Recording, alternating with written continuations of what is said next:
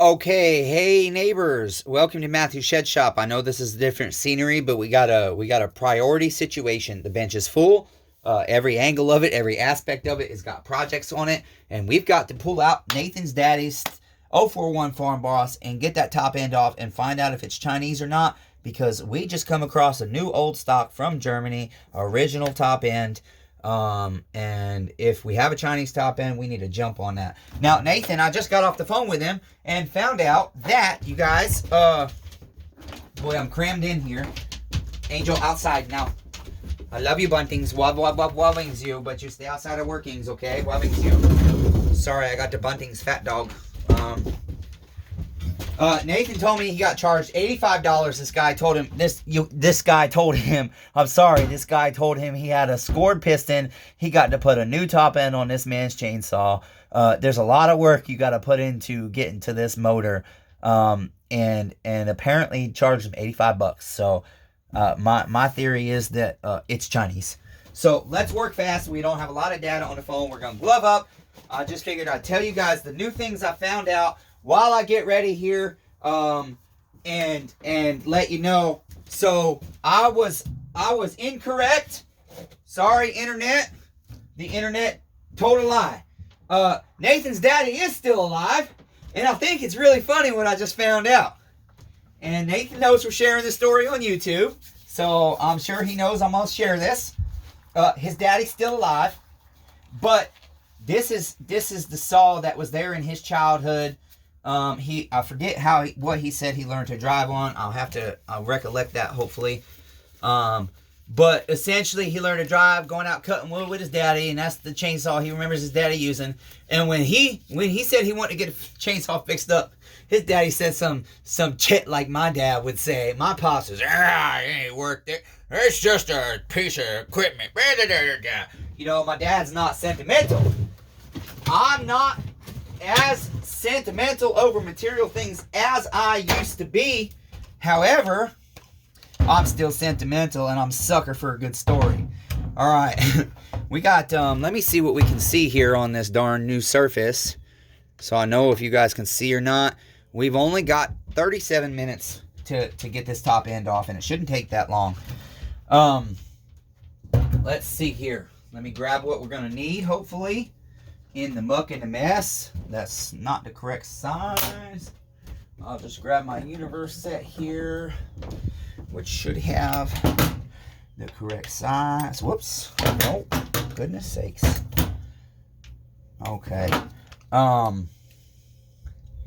Yeah, I think for me that honestly makes this build all the more special. I love it, you know, because that would be something like my daddy would, if I had something that was made me feel special with my daddy and a good childhood memory. Like if my daddy had a 78 Trans Am, and that was the first car I really worked on with my dad to a level of that car was torn down, and I'll tell you what, he finally got a different body. I ain't been to Florida since he got a different body apparently. But the body was shot, and he still got the motor he dropped in it. And if my daddy told me, you know what, I don't want this no more, you can have it. Well, I'll tell you what, that would be my lifelong project to restore that car,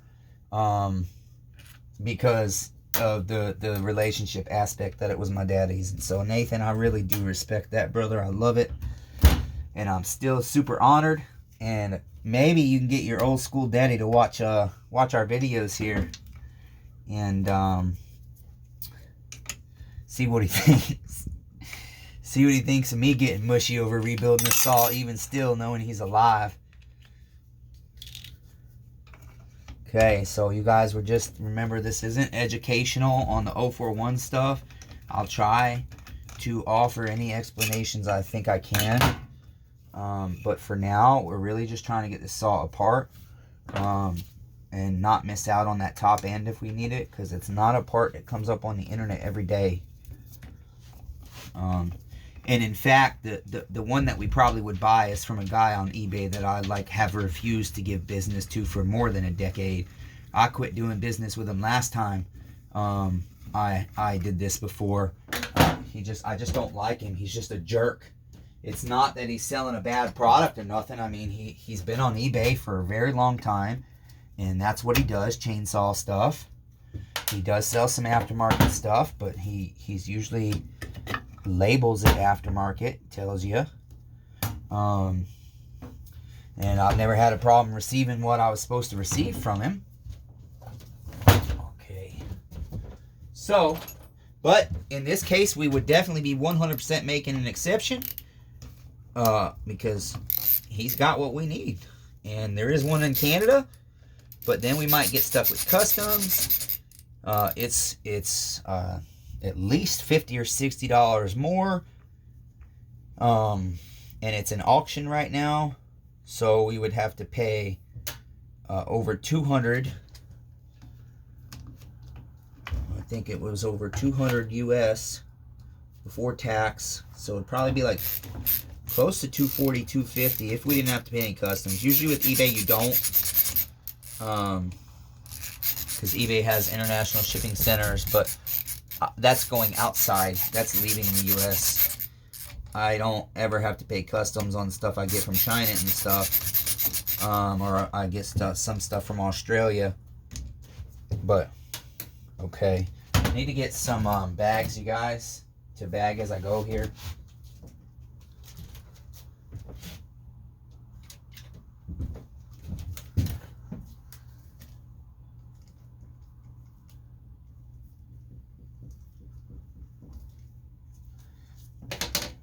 Maybe it'll be refreshing. I don't talk as much when I'm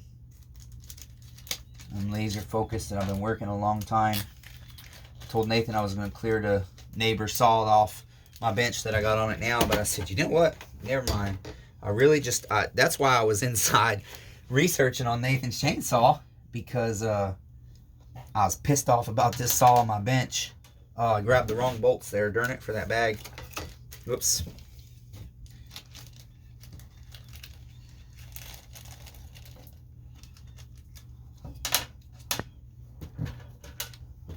I don't love doing this on this surface, but like I said, you guys, we cannot miss this top end if we need it. Can't miss it. Okay, more bags. Great.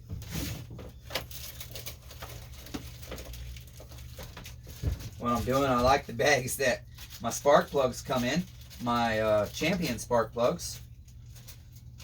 And those are just the easiest for me to handle right now, so that's what we're using. I don't even know if you guys can hear me talking, sorry. If not, never mind.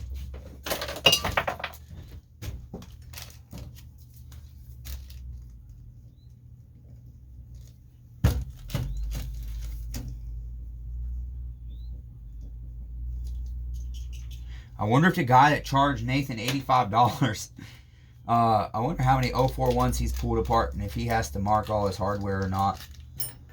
Like if you put an MS290, MS310s, 017s, 180s, 271s, stuff like that in front of me, the ones I do a lot of, I usually just take one container and all my stuff goes in there, because I'm throwing it all in ultrasonic and stuff, and doing it individually sucks. I know where all that hardware goes. On this, I ain't taking a chance of not remembering. We might be searching for one little silly thing. Like right now, we got to talk to Nathan about what he wants to do about his handle here. The rubber's coming off. That's why I put the zip ties so it didn't rip no more. In case we're going to try and repair it, or he just wants, we don't know what he wants to do yet. Okay. All right, let's see. Now this should, I have to remove the switch, I believe. Yes. Let's see if I'm grabbing what tool is in front of me first. And it's probably not smart, because with my arthritis, I didn't know if I'd be able to do that. I thought it might slip. Not that that's going to hurt anything but me, but I still don't like busting knuckle and pinching fingers. Okay. It should be loose enough, I would think, to come off now.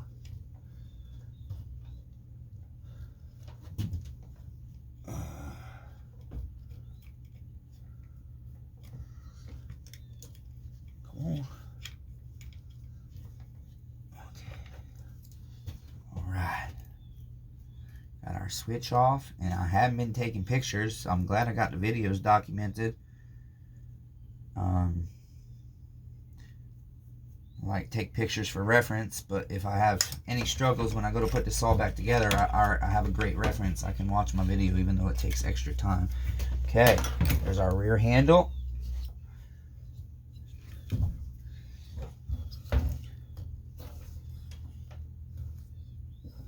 It's just the hard thing is, you guys, this is a really old, oh, you know what? Boy, I hope these reach my, yeah, this will work, I think.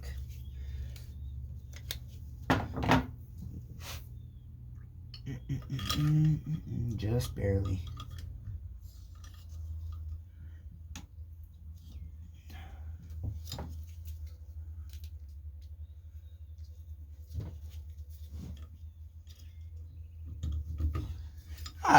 I love it. I'm just trying to imagine right now. Nathan's daddy, you fool! Don't waste your money on that old saw. Ain't nothing but a saw cut wood with. Why is that not fitting? It's weird too. I don't know. I'm used to steels being Torx. I don't know. I haven't seen the what are these called here? The 5-point, the hexagons, darn it. Hex screw, I guess. I don't recall steels having those. That doesn't mean that's not what come on to 041. It very well could have. There's a lot of hardware to change out if you had a man saw. I wouldn't think somebody'd go through that for any reason. Wonder why steel changed though. This bolt over here is like the head of it's got something wrong with it. I can tell you, he didn't tighten these bolts very much. I mean, for cylinder bolts, and this has got a head gasket, so there should be Permatex, not Permatex. This should be Loctite on these bolts. Now, if it was a Permatex gasket, you can't do the Loctite, but if there's not, I always put Loctite. I mean, come on, guy. This is a what? Boy, I forget what year this all damn came out. It's eating my head bolt. Okay, we'll have to shake that out later, and remember it's in there. Now, this one is giving me a problem, and I think it's just because we need to clean it out. So, no safety glasses. Here goes. Sorry if the compressor kicks on. Yep. You just have to listen to that for a sec.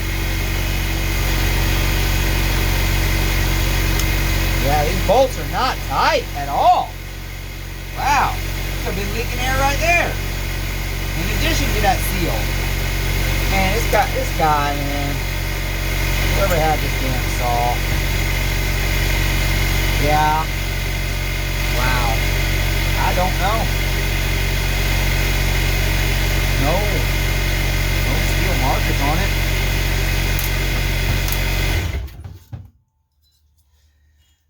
But for what he charged the guy, man, I've seen Chinese top ends before. There's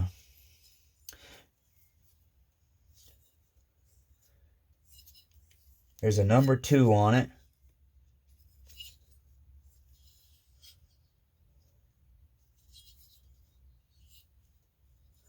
I just can't, I'm struggling to make a definitive here. It's difficult.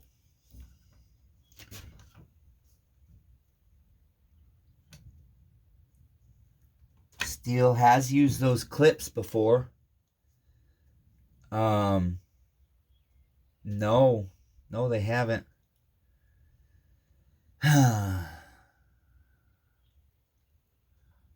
Not to my knowledge. I haven't been in an 041 in over a decade.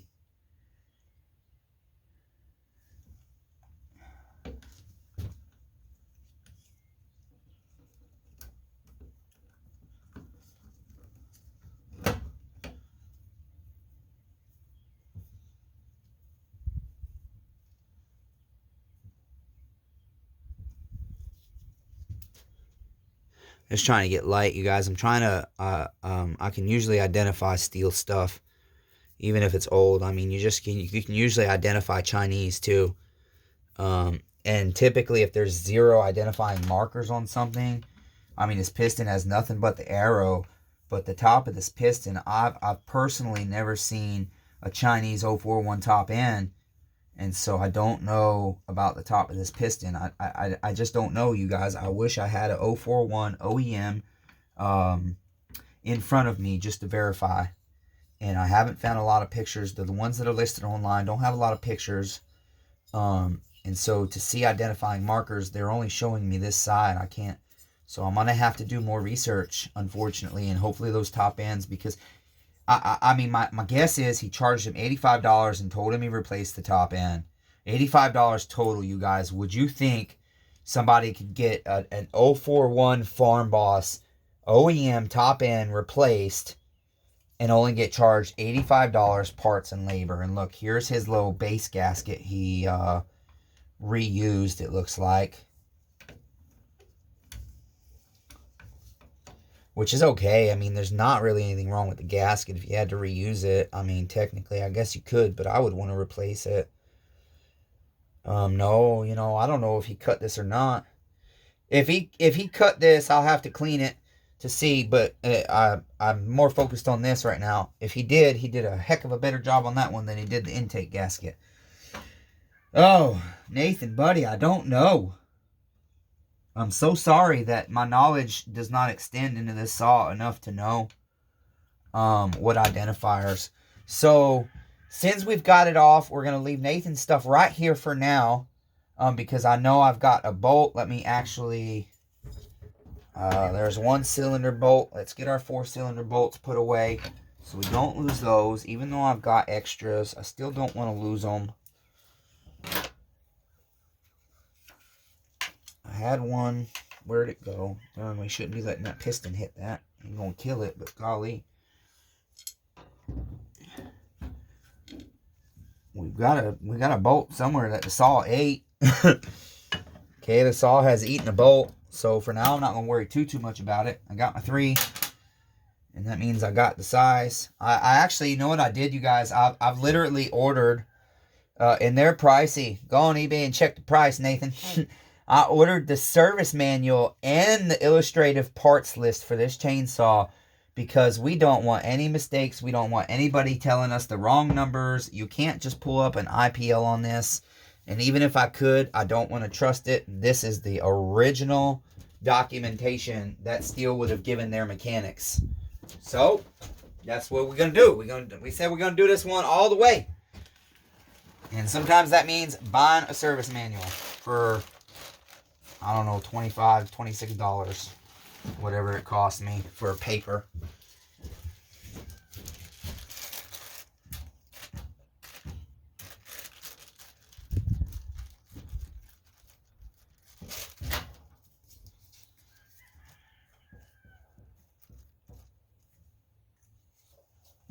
Yay. Alright, that is going to be the end of this video for now, you guys, while I go try and find out from some of the gurus of chainsaw. Yeah, you can still see the cross hatches in this.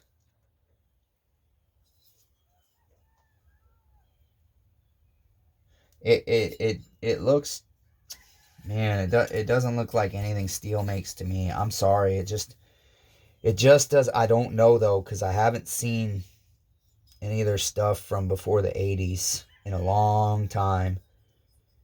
I can't remember when these saws were made. I got to look it up. Alright, guys, that's going to be the end of this. This is going to be, I didn't say the name at the beginning, but I'll know. But this is going to be number 5, a very sentimental rebuild. Rebuilding his daddy's STIHL 041 FARMBOSS chainsaw. And we're still on the disassembly, you guys. And the cleanup, you guys, the cleanup of this saw, just so you know, is very unlikely to be on there, because it will be sitting down with just a bucket of mineral spirits, or CTS parts cleaner and a brush, and just really, it's going to take hours. So thanks, guys. God bless.